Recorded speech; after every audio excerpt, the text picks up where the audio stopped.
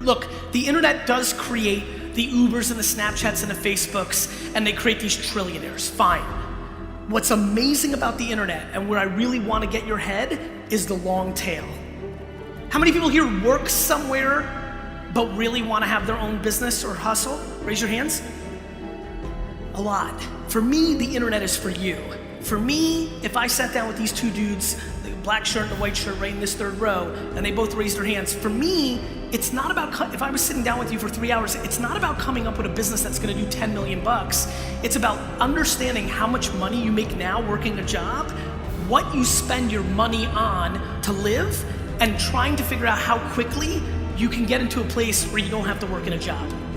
One more time, how many hands work somewhere but want to do their own thing? Raise your hands. More than half this audience. Meanwhile, let me tell you why most of the hands that just went up will never get there. They buy dumb shit. Do you know how many people here literally drive cars to impress people that they f***ing hate?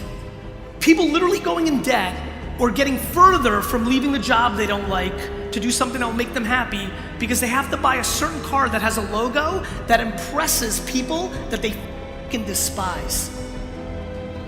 Do you understand how f***ed up that is? Do you know how many people here live in homes where they don't use more than half the rooms in the house?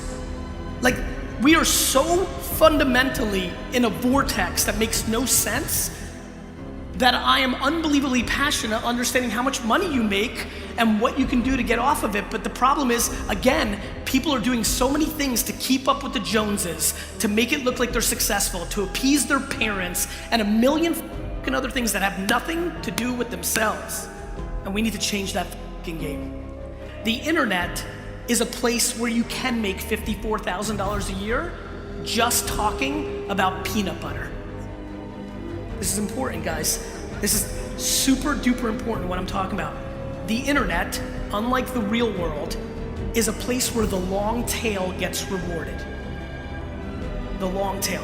The reason I'm on this ridiculous, to many people, garage sale hustle thing is because the quickest way, by the way, because I knew I was gonna be here, do you know how crazy it is in a market like this where eBay, because Amazon wasn't here, is even more mature and ahead? Do you understand how crazy it is that if you went to the clearance aisles of your 5 biggest retailers in Australia, bought things on clearance, went home, relisted it, and posted on eBay, that the far majority of this audience could make between $50,000 to $100,000 a year just on doing that for 9 to 10 hours a day?